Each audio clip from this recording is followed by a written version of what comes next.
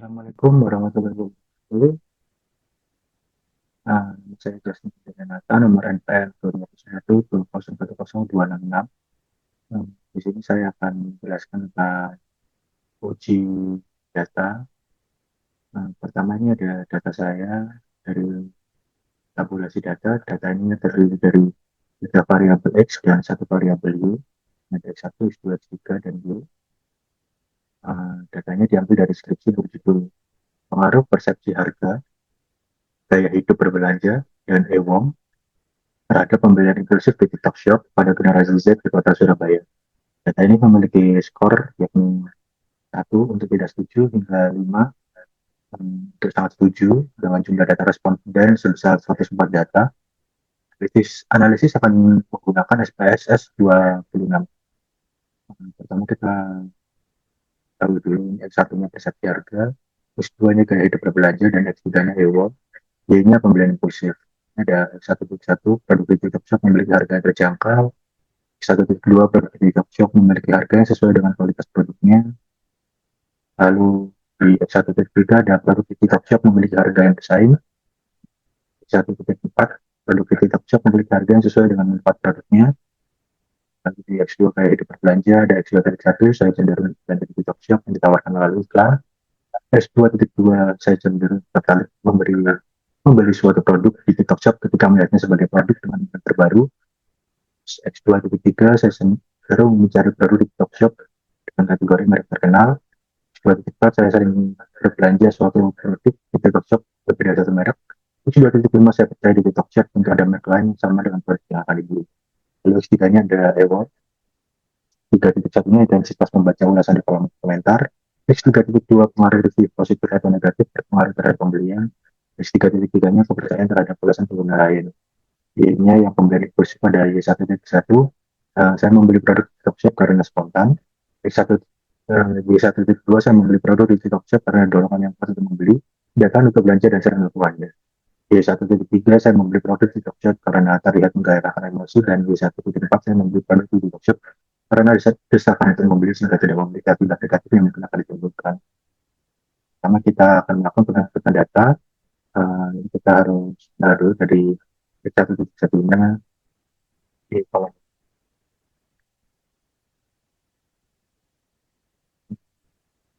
copy.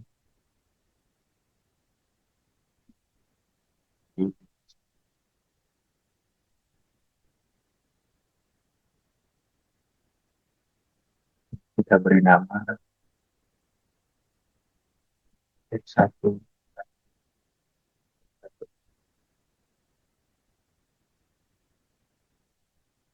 Semua datanya kita masukkan, dia akan jadi seperti ini.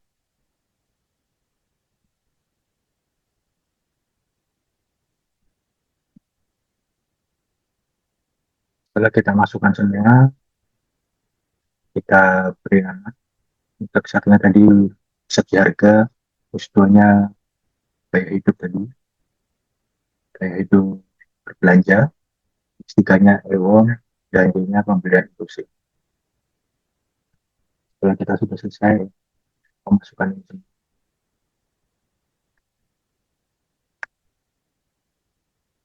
ada 104 data. Satu ini total dari 11, 12, 13, 14, ketika dengan X2 ini total dari. Lalu kita akan langsung saja melakukan uji validitas. Validitas ini berarti kuesionernya dapat mengukur yang ingin diukur. Pertama kita harus melakukan analisis, korelasi, bivariat.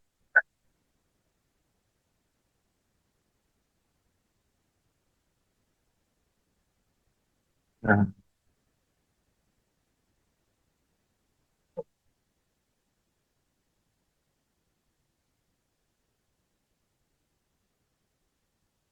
di sini berarti kita melakukan analisis korelasi dari item X1.1 dan seterusnya ke variabel total skor X1.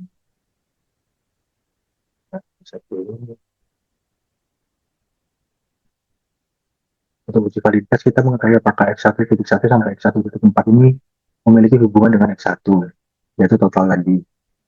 Sama kita tadi terus bivariat, kita tambahkan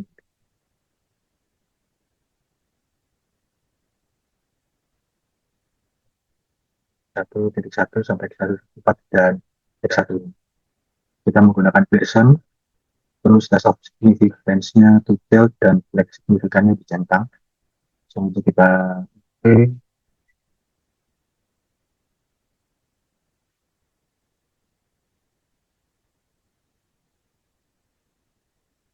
Nah, di sini dapat kita lihat hubungannya di sebelah paling kanan. X1.1 memiliki hubungan sebesar 0,880 dengan tanda eksepsi harga. Begitu juga dengan X1.2 0,881, 95, dan 0,905. Di sini dapat dikatakan memiliki hubungan jika percent correlation ini ada di atas 0,3 dengan nilai signifikansinya ada di bawah 0,05. Di sini ada nilai signifikansinya 0,05, semuanya ada di bawah 0,5. Jadi di sini maksudnya variabel X1.1 berhubungan dengan variabel persepsi harga, variabel X yang merupakan total dari ini semua. Baru satu variabel X itu saja. Kita harus melakukan untuk variabel selanjutnya. Si variabel kita reset variabel X2.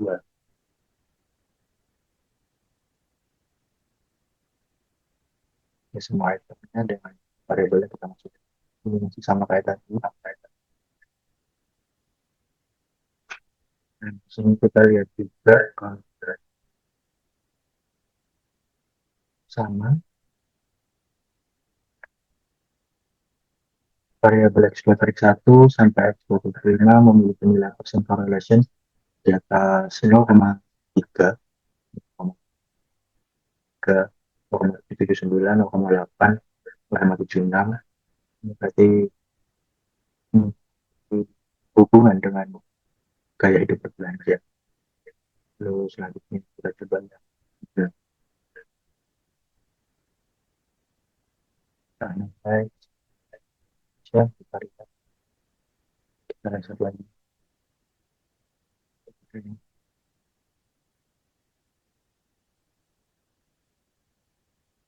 Nah,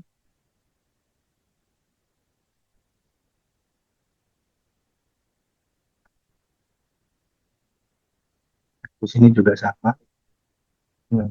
X3.1 sampai X3.3 ini memiliki percent correlation lebih dari 0,3 dan signifikasinya bawah 0,05. Ini berarti juga tiga item ini berhubungan dengan variabel independen. Nah, selanjutnya kita perlu menguji reliabilitas untuk mengetahui apakah data kita bisa dipakai di waktu dan tempat yang berbeda. Ini berbeda dengan reliabilitas kita hanya perlu begini saja. Nah, pertama kita analyze, lalu kita masuk ke skill, reliability analysis. Kita masukkan data X1, X2, X1.2, X1.3, X1.4.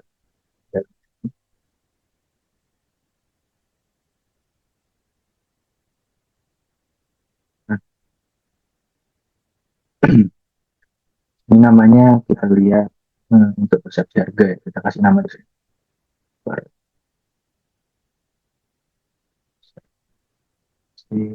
harga. Dan kita oke aja langsung.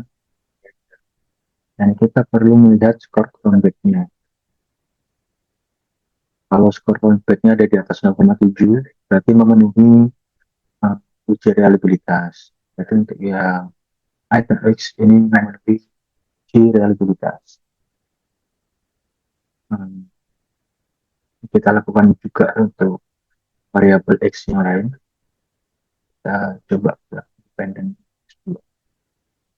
analyze reliability. Kita reset lagi, masukkan dua item dalam sini. Kita beri nama, kita itu belanja.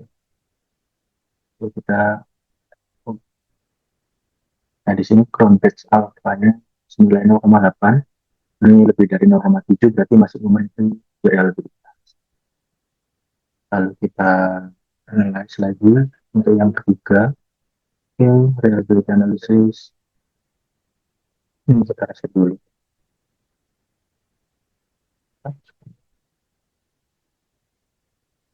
Kita beri nama ini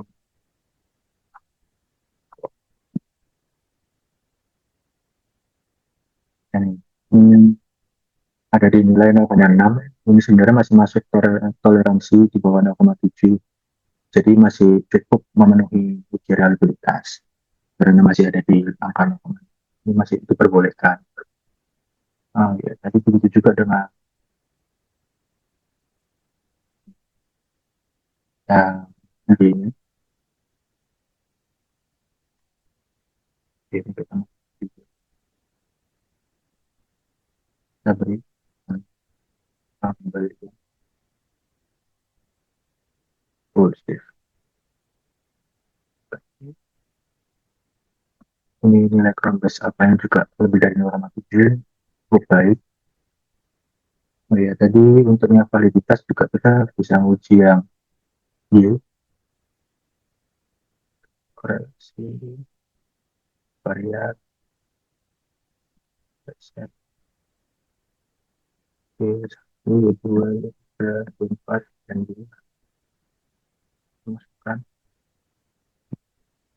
Nah, ini ada di atas 0,3 semua ya. Buat persen correlation dengan jumlah input. Dan nilai signifikansinya juga di bawah 0, jadi semuanya memiliki X dan Y-nya, reliabilitas dan validitasnya. Nah, setelah itu kita perlu melakukan uji asumsi klasik. Dalam uji asumsi klasik ada 3 uji, yakni uji normalitas untuk menguji distribusi data normal atau tidaknya, heterokedastisitas untuk menguji residualnya, multikolinearitas untuk melihat hubungan antara variabel X1, X2, X3 dengan variabel lain. Nah, kita perlu melakukan analyze, terus regression, linear variabel. Sini kita masukkan independen di dependennya di depan harga biaya hidup, uang, masukkan independen dan industri. Nah, di sini kita ada perlu tentang Durbin Watson. Jadi sini Durbin Watson ini untuk tahu autokorelasinya, dan ini juga kolinearity diagnostik untuk mengetahui bagaimana asumsi multikolinearitasnya. Kemudian kita continue di plot, kita masukkan ini X dan ini di Y. Ini untuk mengetahui asumsi normalitas dan heterokedastisitasnya.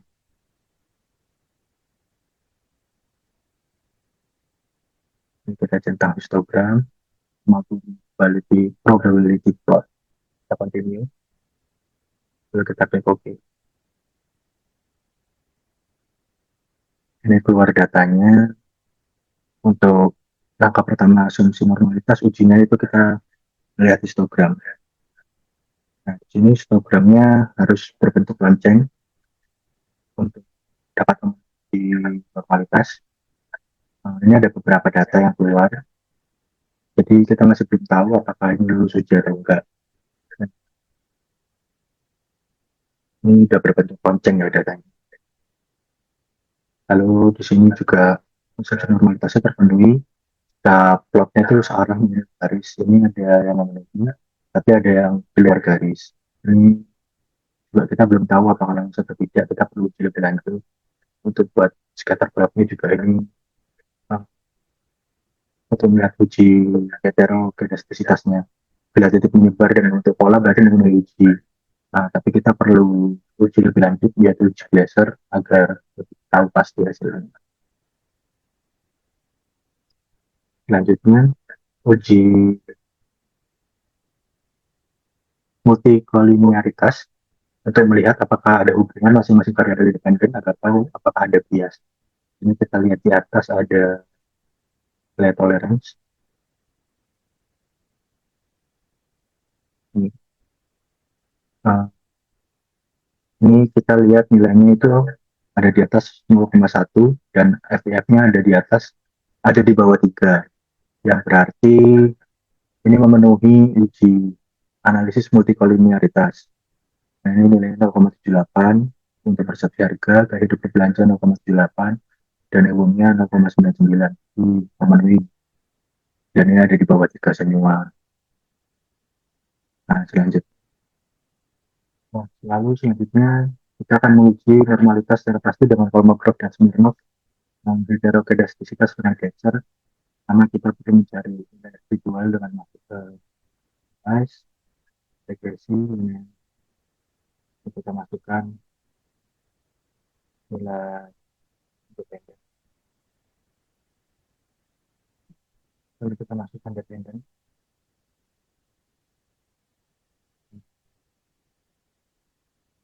Lalu di sini kita harus masuk ke step dan tentang standarisasi residual.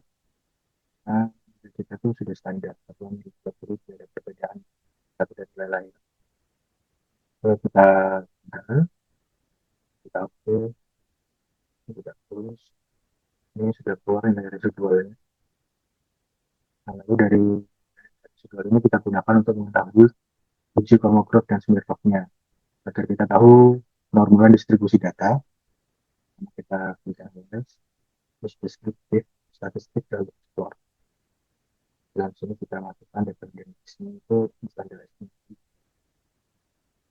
Habis itu kita pilih out, kita datang histogramnya dan kita publikasi. Lalu kita oke, lalu ini kita oke. Nah, di sini data terdistribusi normal. Nilai Smirnov-nya itu lebih dari 0,05 dan nilai Sapir-Whorf-nya itu lebih dari 0,05. Ini terdistribusi normal ya karena nilai pada 0,4. Ini dari histogram ini tadi,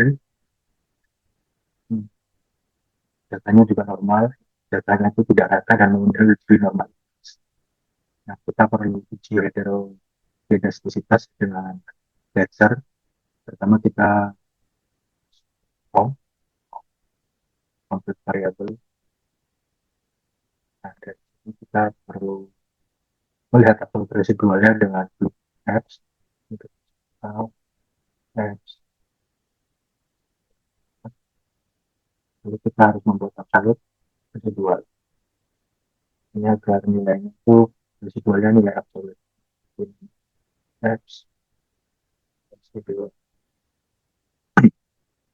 Lalu kita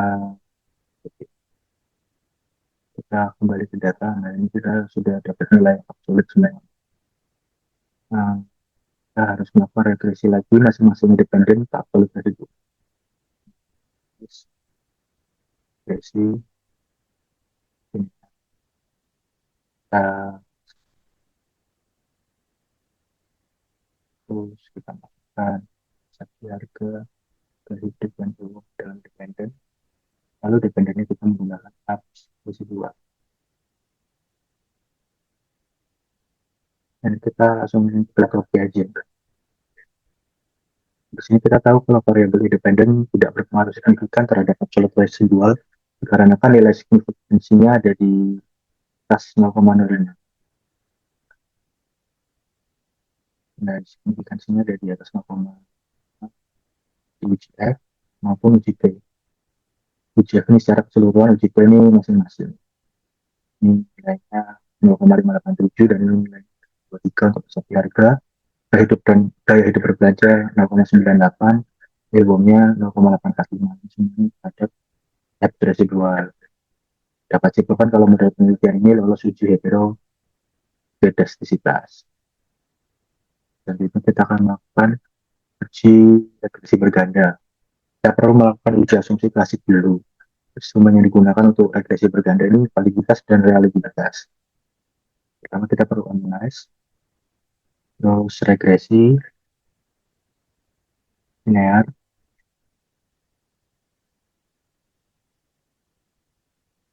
satu lagi ini harus kita masukkan independen,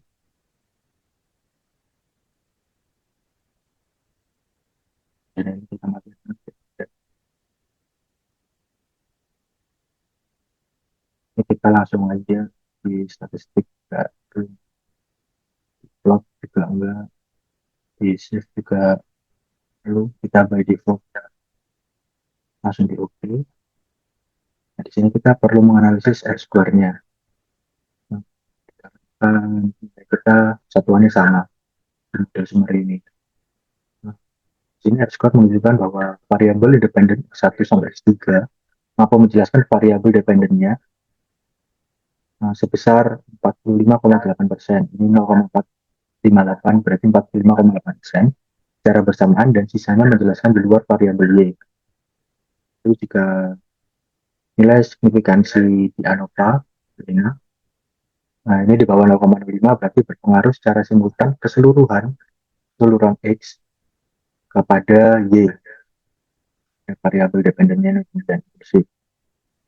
Berarti seluruh variabel independen berpengaruh ke Y, nilai X secara serentak berpengaruh ke Y.